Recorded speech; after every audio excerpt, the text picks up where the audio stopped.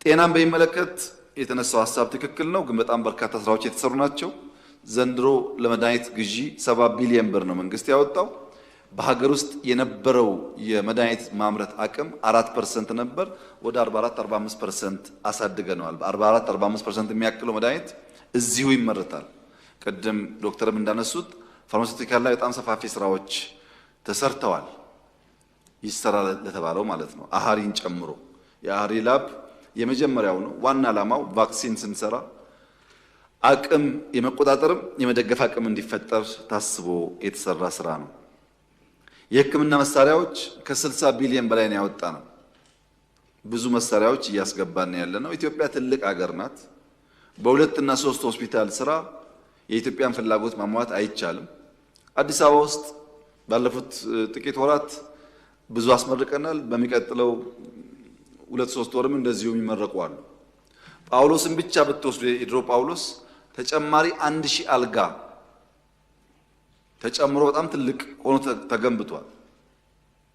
ግን በቂ አይደለም። አሁንም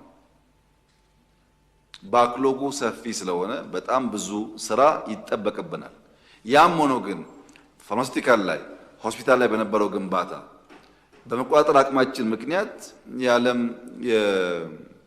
የመድኃኒት ቁጥጥር ኤጀንሲ ኢትዮጵያን ማቹሪቲ ሌቭል 3 ብሏታል።